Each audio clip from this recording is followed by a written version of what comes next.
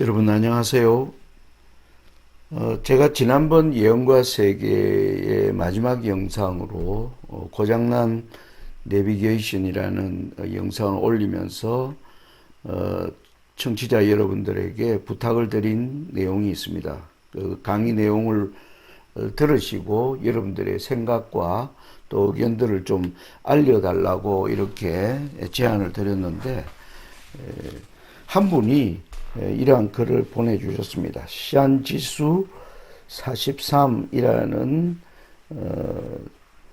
이름을 가진 분이 이렇게 얘기를 했습니다. 사건들의 진행에 대해 성경적으로 설명해 주십시오.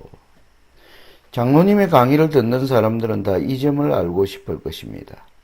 예언에 대하여 대략은 알고 있지만 눈앞에서 벌어지는 상황들에 대해서는 어떻게 이해해야 하는지 속수무책입니다.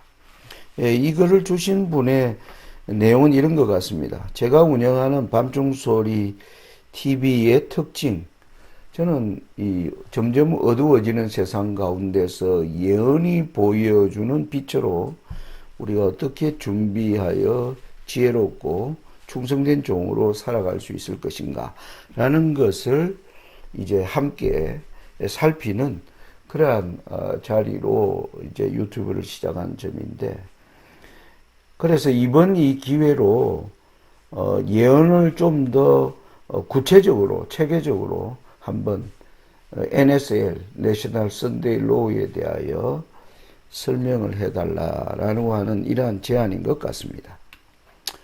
여러분, 우리 재림교회가 1844년 이후에 랜드마크로 제시하는 것은 국가적 일요일 법령이라는 것을 알 수 있습니다. 이 국가적 일요일 법령을 중심으로 내비게이션을 설정해 놓았는데, 그 전과 후에 일어나는 이러한 부흥과 개혁 그리고 새천사 기별이 맞춰지고 늦은 비가 주어질 때, 그때 일요일 법령이 올라오게 되면 도시를 떠나고 그리고 마지막 일곱 재앙과 성도들은 야곱의 환란으로 들어가게 된다.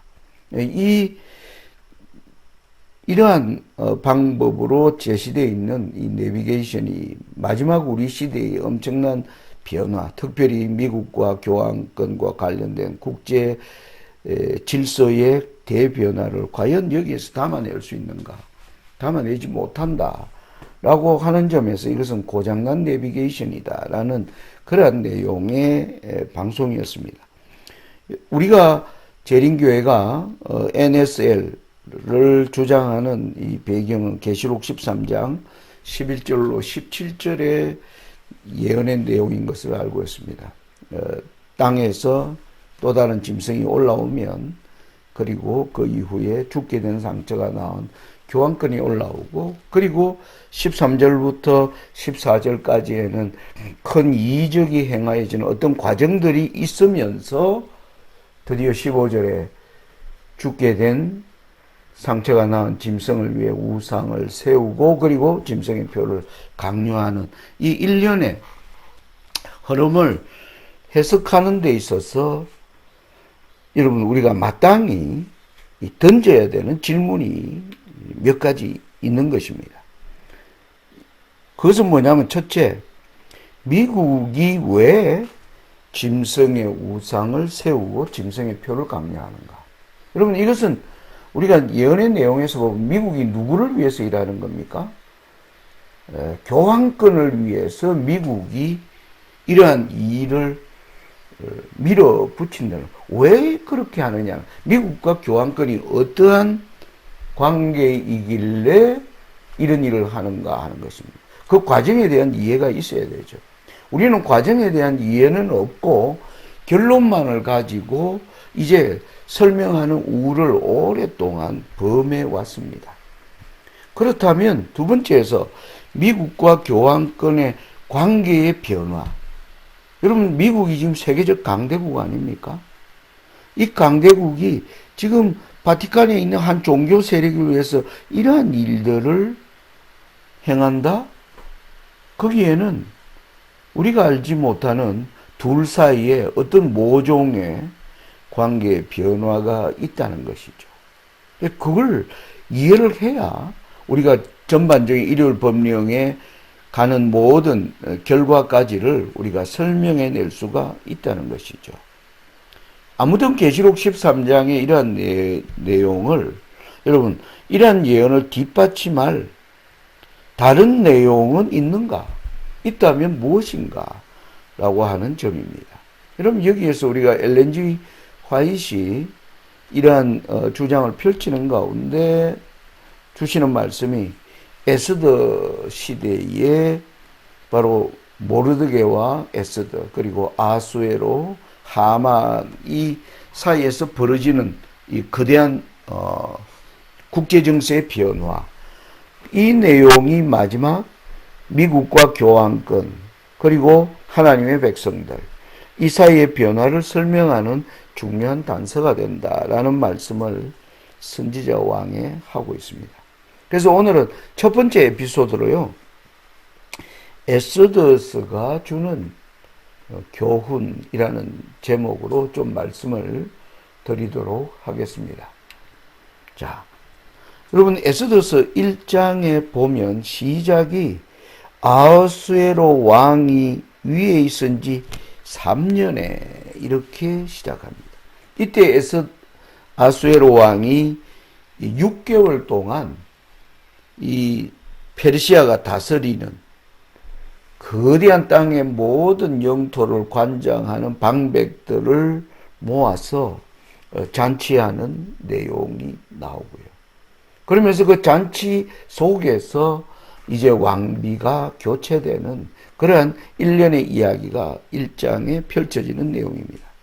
자, 그런데 저는 뭘 지금 주목하고자 하느냐 하면 이 아하수에로 왕이 3년의 재위의 때에 이 메대와 바사의 정치 구조가 뭐냐? 14절에 보면 이렇게 나옵니다.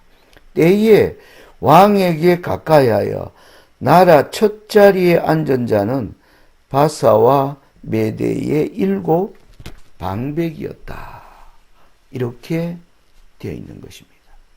자, 그런데 에스더 3장에 보면 하만이라고 하는 자가 갑자기 등장하는데 그때 에스더 3장 이제 내용에 보면 일부에 이렇게 나옵니다. 아하수에로 왕이 아각 사람 함므다드의 아들 하만의 이 신분이 나오죠. 이전에는 바사와 메대의 7 방백으로 구성된 정치 체제였습니다. 그런데 전혀 바사와 메대 사람이 아닌 아각 사람이 높은 자리에 올라갑니다. 지위를 높이 올려 함께 있는 모든 대신 위에 두니. 여러분 바사와 메대의 7 방백, 그러니까 쉽게 말하면 이거죠. 여기 왕이 있고 왕 아래에 7 방백이 이제 구성되어 있는 이런 정치 체제를 유지해 온 것입니다. 자, 이 7 대신들은 전부 바사와 메대 사람, 이 제국을 만드는데 가장 기여한 민족들이 이 정치 체제의 전면에 등장해 있는 것이에요. 그런데 하만이 이 사이에 왕과 대신 사이에 하나님이 하만을 높은 자리로 올리는 거예요. 정치 체제에 큰 변화가 있는 것입니다. 어디 사람요? 바사와 메대 사람이 아닌 전혀 이질적인 사람이 역사의 전면에 등장하는데 어떻게 등장하는가? 여기 보면 대궐문에 있는 왕의 모든 신복이 다 왕의 명대로 하만에게 꾸러져라되. 아주 뭐란 겁니까? 왕이 이 사람 앞에 모든 백성이 무릎 꿇어 절하라고 하는 아주 신분을 높여주는 장면. 여러분 여기서 우리가 도대체 이게 무슨 일이 있었길래 갑자기 이런 변화가 일어나나? 이 질문을 우리가 던져보는 거죠. 오늘날 미국이 갑작스럽게 지금 트럼프 현상으로 오는 이 현상이 과연 갑작스러운 것인가, 아니면 우리가 그 물 밑에 흐르는 어떤 변화를 나타내는 그 과정에 대한 이해가 우리가 부족한 건가 라는 생각을 해야 한다는 것이죠. 자, 그런데 이때가 보면 아하수에로 왕 12년이라고 에스더 3장이 얘기하는 겁니다. 그러면 에스더 1장과 3장 사이에 9년의 이제 시차가 있는 겁니다. 우리가 여러분들이 우리 교회 그 주석책을 보면 아하수에로 왕 3년을 어떻게 연도를 표해서 BC 483년 482년 경으로 해놓았습니다. 자, 그러면 아하수에로 12년은요 당연히 BC 474년과 473년에 일어난 일이다. 이 9년 사이에 무슨 일이 있었는가 하는 것을 우리가 이제 추적해 보면 하만이 역사의 전면에 등장하는 배경을 우리가 이해할 수 있다는 것이 되는 것입니다. 여러분, 페르시아에 대한 내용은 다니엘 7장, 8장에서 예언으로 전개됩니다. 7장에는 고음으로 나오고요. 8장에는 수양으로 등장을 합니다. 여러분, 여기에 페르시아가 원래 페르시아는 이 지역을 메대와 바사를 중심으로 발전해 왔습니다. 그러면서 고레스 대왕 때요, 이 바벨론을 점령을 하고, 그리고 그 이후에 영토를 다니엘 8장에 보면 이 수양이 서와 북과 남을 향하여 발전한다. 이렇게는. 여러분, 서쪽 지중해를 향하여 뻗어나가고요. 남쪽으로는 애굽을 완전히 정복하고 북쪽으로는 뭐 하는 겁니까? 바로 오늘날 지중해 북쪽. 지중해 북쪽으로 올라가면 헬라를 만나게 됩니다. 이 지역을 향해서 이 나라가 점점 영토를 확장하게 된다. 이게 다니엘 8장이 얘기하는 내용입니다. 자, 그런데 여러분, 다니엘 11장 2절에 중요한 단서가 나오는데요. 거기서 하나님이 이런 말씀을 하십니다. 보라, 바사에서 새 왕이 일어날 것이요. 그 후에 넷째는 그들보다 심히 부유할 것이며 그가 그 부유함으로 강하여진 후에는 모든 사람을 격동시켜 헬라국을 칠 것이며, 바사에서 새 왕이 일어나고 넷째 왕 때에 아주 부유한 나라가 재정적으로 부유하여진 후에는 모든 그 나라에 있는 모든 사람을 다 격동시켜서 헬라와의 전쟁을 시작할 것이다. 그러면 여기 새 왕과 넷째 왕에 대한 신분이 중요해지는 것입니다. 여러분, 여기에 제가 바사의 새 왕들, 고레스, 캄비세스, 다리우스, 그리고 넷째 왕이 아하수에로입니다. 이 아하수에로 왕의 아버지가 다리오인데, 이 다리우스 때 이 다리오가 여기 보시면 왕의 길이라 그래서 어디를 치기 위해서요? 지중해 북편을 치기 위한 거대한 전쟁을 할 수 있는 길을 이제 만들어 냅니다. 다리우스가. 이때부터 이제 헬라를 치는 일들이 생겨나기 시작하는데, 그 다리우스 왕 때 일어난 것이 여러분 역사적으로 유명한 마라톤 전쟁입니다. 이 바로 헬라의 마라톤 평원에서 일어나는 이 전쟁에서 페르시아가 싸움을 치게 됩니다. 이게 다리우스 왕 마지막 때에 일어난 헬라와의 첫 전쟁입니다. 그 이후에 그 아들 아하수에로가 이제 이 전쟁을 이제 완수하기 위해서 드디어 큰 군사를 거느리고 이제 헬라와의 그때부터는 전면적인 전쟁이 시작되는 것이 바로 이 아하수에로 왕 때에 일어나는 일입니다. 여러분, 여기에서 제가 네모로 해놓은 이 지역이 바로 오늘날의 터키. 이 지역에서 헬라로 들어가는 바로 길목이 되는 것이죠. 여기에서 일어나는 거대한 전쟁을 하나님께서 다니엘 11장을 통해서 말씀하고 있다라고 하는 점입니다. 자, 바로 이 지역입니다. 이 지역에서 일어나는 전쟁이 이 그림인데요. 여러분, 이 오늘날 에게해로 알려진 여기에 수많은 섬들로 이루어지는 이 여기에 드디어 전쟁이 BC 490년 다리오 왕 때에 있을 때입니다. 그리고 이제 아하수에로가 여러분 언제 제가 통치한다라고 나옵니까? 바로 BC 485년부터 바로 왕으로 있은 것을 여러분들이 알게 된다면 바로 여기에 일어나는 살라미스 해전, 테르모빌레 전투, 플라타니아 전투, 이 모든 거대한 전쟁들이 넷째 왕 아하수에로 때에 일어났는데, 이 전쟁이 여러분 아하수에로 왕 3년과 9년 12년 사이에 바로 있었던 전쟁이 바로 이것이었습니다.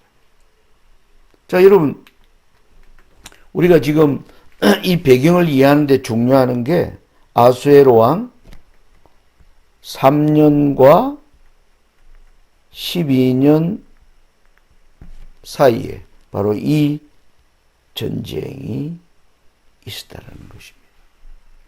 그래서 이러한 전쟁을 통해서요, 그 이후에 이제 페르시아와 헬라 사이에는 계속 전쟁이 이어집니다.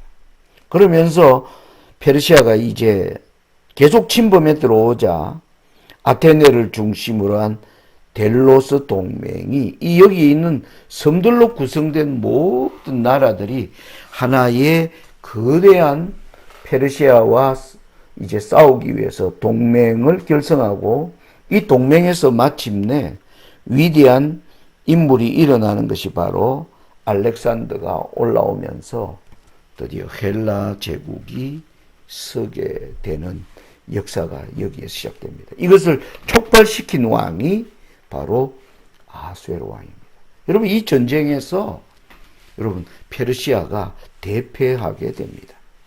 여러분, 전쟁은 왕들에게 뭐와 같습니까? 도박과 같습니다.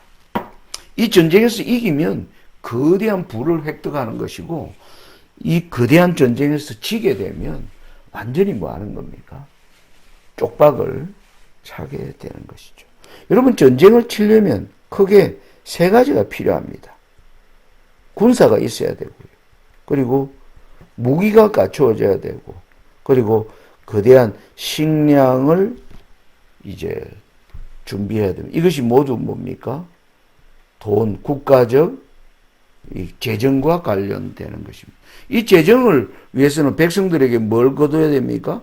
세금을 거두는 것입니다.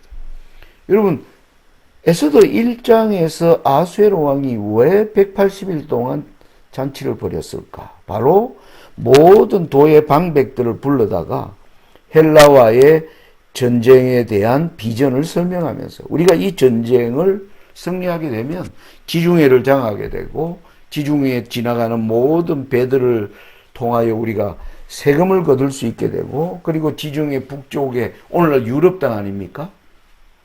그 땅에서 나는 진귀한 물건들과 또 농산물들을 우리가 수확 거둘 수 있다라고 하는 이러한 내용을 설명하면서 방백들을 독려한 것입니다. 그대의 지역의 백성들을 잘 설득해서 좀 세금을 많이 거두고, 그리고 군사들도 징집해야 되겠죠. 많은 건장한 남자들을 이제 군대에 들이는, 바로 이 일을 위해서 바로 에스더 1장에 아수에로 왕의 잔치가 있었다라는 것을 우리가 이해할 수가 있는 것입니다. 자, 그런데 여러분, 전쟁이 뭐였습니까? 패배해 버렸어요. 여러분, 패배하면 일어나는 일이 뭡니까? 국민들이 이제 세금을 거두는데 국민들이 세금에 협조할 수가 어렵지 않습니다. 이미 많은 세금을 거두어 갔고, 그리고 여러분, 수많은 남자들이 전쟁에 끌려가서 뭐 한 겁니까? 죽었을 것이고, 곳곳에 과부가 생겨났을 것이고. 여러분, 지금 러시아와 우크라이나 전쟁의 결과로 뭡니까? 전쟁에 징집할 지금 군인이 없어서 이제 국가가 강제로 이제 군사를 모집하는 이런 일들을 우리가 뉴스를 통해서 보게 되는 것입니다. 이건 결국 뭡니까? 세금이 제대로 거치지 않게 되면 재정 위기. 이것은 결국 정치적 불안을 초래하게 되는 거죠. 여기서 일어나는 게 뭡니까? 정계 개편. 여기에서 등장하는 게 새로운 세력이 등장하게 되는 것입니다. 전혀 예상하지 못. 그게 바로 하만의 등장이라는 거죠. 여러분, 에스더 3장 9절에 보면 하만이 등장하여 왕에게 이런 말을 합니다. 이제 유대민족을 멸하는 음모를 이제 짜고 난 하만이 아수에로 왕 앞에 나가서 이렇게 얘기합니다. 왕이 옳게 여기시거든 조서를 내려 저희를 진멸하소서. 내가 은 1만 달란트를 왕의 일을 맡은 자의 손에 붙여 왕의 부고에 드리리이다. 이 일을 하는데 여러분, 한 민족을 멸하는데 바사 수많은 지역에 흩어져 있는 유대민족을 다 멸하는 이 일에 또다시 뭡니까? 군대가 동원돼야 되는 거예요. 이 모든 것을 행하는데 내가 왕의 창고에 은 1만 달란트를 바치겠습니다.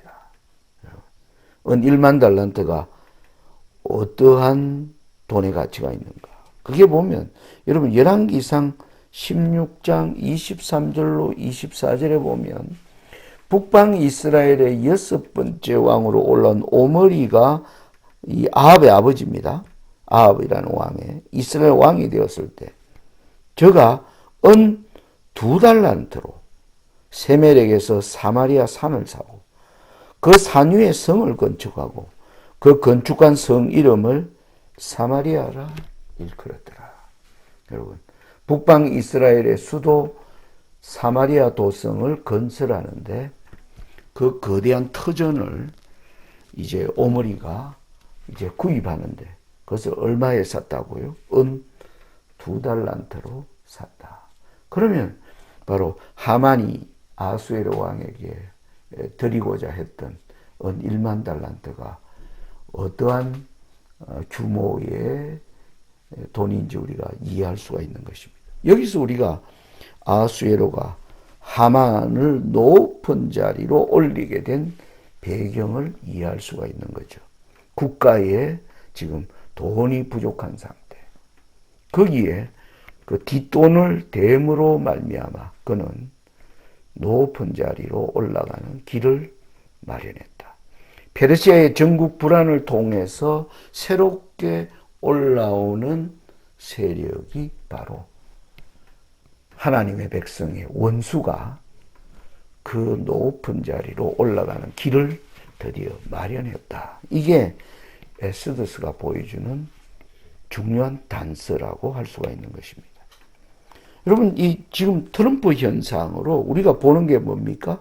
국가에 지금 37조 달러의 빚.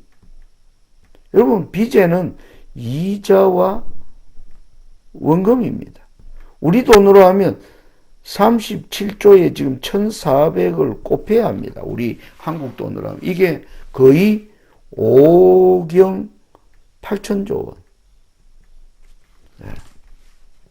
이게 미국 국가의 빚입니다. 여기에 지금 약 3%의 뭡니까? 이자를 지불하도록 지금 명문화되어 있습니다. 이 엄청난 빚을 원금도 탕감하지 못하고 빚도 이자도 제대로 낼 수 없는 이 상태에 트럼프가 지금 전 세상을 향해서 하는 얘기가, 우리가 이렇게 과도한 빚을 진 것은 너희들을 위해서 우리가 이렇게 세계를 경영하느라고 빚졌다. 그러므로 이제 너희들이 갚아내야 되지 않느냐. 그래서 그가 하는 게 뭡니까? 관세 폭탄. 갑자기 아직 미국이 거대한 힘이 있기 때문에 이제 힘으로 지금까지 함께 걸어갔던 모든 동맹들, 그 중에는 가난한 나라들도 많죠. 그 가난한 나라들에게 지금 이제 뭐 하는 겁니까? 폭력을 행사하는 일. 그리고 이제는 뭡니까? 갑자기 디지털 달러 시대를 열어버린 겁니다. 이건 전 세계와 상의도 하지 않고 전 세계적 통화 정책을 뭐 하는 거죠? 완전히 뒤집어 버리는. 여러분, 우리는 미국이 1945년부터 그걸 브레튼 우드 체제라고 그럽니다. 그 당시 모든 연합국들이 모여서 뭡니까? 세계적 통화 체제를 만들어낸 겁니다. 뭐와 했어요? 협의해서. 그것을 브레튼 우드 협의라고 그럽니다. 여기에서 미국 달러를 기축통화로 하면서 그러면서 80년이 온 겁니다. 그런데 2025년에요. 국가 간의 협의도 없이 드디어 암호화폐로 구성되는 이제 시대를 미국이 열어가는 것은, 미국이 이제 디지털 달러를 통해서 뭐 하는 겁니까? 다시 미국의 부를 형성하려고 하는, 다른 나라는 죽어라. 너희는 죽어라. 우리만 살아야 되겠다. 라고 하는 이 폭력이 나오게 된 것입니다. 여러분, 이것은 뭡니까? 미국이 지금 드디어 전국 불안을 초래하게 되는 거예요. 이 전국 불안 앞에는 뭐가 있습니까? 바로 재정 위기가 원인이 되었죠. 이렇게 한다고요. 미국의 이 빚의 문제가 해결되지 않습니다. 워낙 큰 빚이기 때문에. 이러한 것을 할 때 하나님께서 저는 미국을 심판하는 내용이 바로 마지막 무너졌도다 큰 성바벨, 세상을 망하게 하는 세력을 심판하는 일이 벌어지게 되는 것입니다. 그 결과로 일어나는 것이 바로 국가적 일요일 법령이 일어난다는 것이죠. 그래서 이 전국 불안은 미국의 리더십이 지금까지 착한 리더십이었는데 이제는 뭡니까? 폭력적 리더십으로 변하면서 드디어 미국의 신뢰가 바닥으로 가고 있을 때, 여러분, 교황권은 엄청난 재정을 가지고 있는 존재임을 우리가 알고 있습니다. 그들은 뭡니까? 지난날에 교황권이 가졌던 역사를 통해서 세상에 보여준 바티칸의 이미지는 뭡니까? 아주 사악한 이미지. 그들이 종교적 권력을 통하여 진리를 짓밟고, 그리고 참된 진리를 추구하는 사람들을 핍박하고 죽이고, 유럽의 왕들과 결탁하여 걸어간 그 사악한 일들을 천년 동안 해왔던 그것을 역사는 기억하고 있는 가운데 뭡니까? 좋은 이미지를 계속 고양시켜 주었습니다. 여러분, 요한 바오로 2세가 보여준 정의로운 바티칸, 용감한 바티칸, 공산주의와 대항하는 그러한 이미지를 부었고, 여러분, 이 베네딕토 교황은 자기의 영원한 권력을 뭡니까? 중간에 내놓음으로 말미암아 바로 자비와 관용의 이 리더십을 보여주었다는 거죠. 그리고 세 번째 교황인 이 프란시스코 교황은 뭐였습니까? 가난한 자, 눌린 자들에게 국가가 뭐 하는 겁니까? 그들에게 은신처를 제공해주고, 그들을 뭡니까? 정말 청빈한 모습을 보여주면서 지금 레오 14세의 인기는 점점 올라가고 있는, 미국의 리더십은 추락하고 교황권의 리더십은 올라가고, 거기에 재정적으로 미국은 재정적으로 위기에 점점 위기에 빠져 있고, 바티칸은 거대한 재물을 가진 자로 드디어 뭡니까? 이들의 권력의 위상이 바뀌는 시대에 우리가 들어가고 있다는 것입니다. 여러분, 이게 지금 저와 여러분이 2025년을 살아가면서 우리가 드디어 하늘에서 이제 예수님의 마지막 중보 사역이 끝난다. 이 미국과 교황권의 관계의 변화는 드디어 엄녀의 심판과 하늘에서 어린 양의 혼인이 이루어진다는 신호탄임을 제가 예언과 세계를 통해서 여러분들에게 말씀드렸습니다. 저는 올 이제 겨울부터 일어나는 이 거대한 변화는 예수님의 임박한 재림을 우리에게 이제 보여주는 거대한 변화로 나타날 것이다라고 여러분들에게 말씀드리는 것입니다. 저는 오늘 첫 번째 에피소드를 마치면서요, 여러분 여기에 에스더와 모르드게에서 우리가 배울 수 있는 교훈이 있습니다. 이 오늘날 우리 재림교의 모습을 잘 보여줍니다. 에스더와 모르드게가 왜 수산성에 머물렀을까 하는 것입니다. 우리는 이미 고레스 대왕으로부터 다리오 왕으로부터 이 아수에로 왕 이전에 고레스 캄비세스 다리오, 이때 예루살렘으로 돌아가라고 하는 명령, 예루살렘의 성전을 중거하라는 왕의 명령이 내렸을 때 이 모르드게는 돌아가지 않은 것입니다. 에스더는 모르드게의 사촌 동생으로서 아무튼 수산성에 머물러 있었습니다. 그런데 이 모르드게가 바로 수산성 왕궁 주변에서 일하는 바로 그러한 사람이었음이 신분이 드러납니다.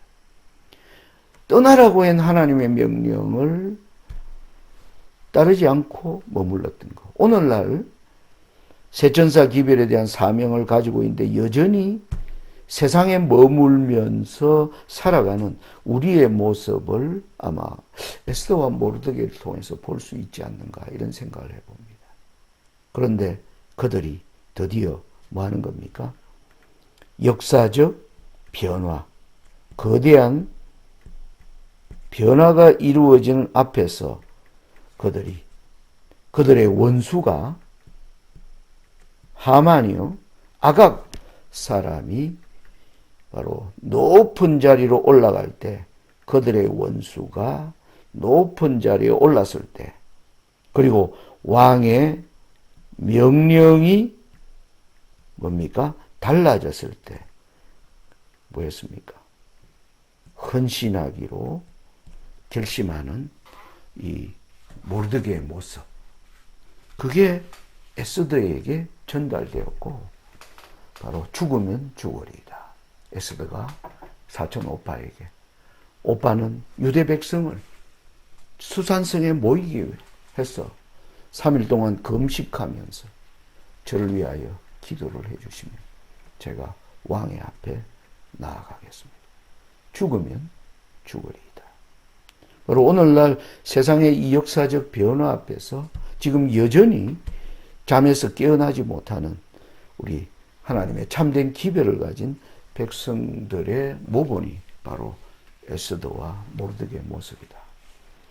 저는 밤중소리 TV를 청취하는 우리 모든 분들이 지금 시대에 이 거대한 변화를, 그 성질을 이해하면서 여러분의 섬기는 일터와 그리고 가정과 또 섬기는 교회의 이 개혁과 부흥을 위해 어떤 자리에 서야 하는가, 그러한 하나님의 부르심 앞에 우리 모두가 서게 되기를 간절히 바랍니다.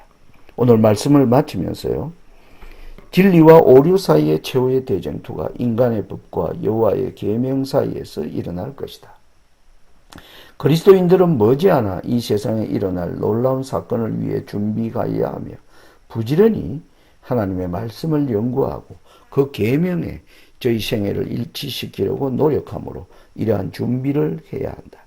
하나님께서는 부흥과 개혁을 요구하신다.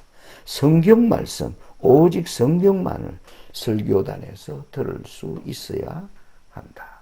여러분, 참된 부흥과 개혁, 하나님의 말씀으로 돌아가는 이 부흥과 개혁에 여러분들이 바로 앞장서는 저와 여러분들이 되시기를 바라면서 오늘 첫 번째 에피소드를 마칩니다. 감사합니다.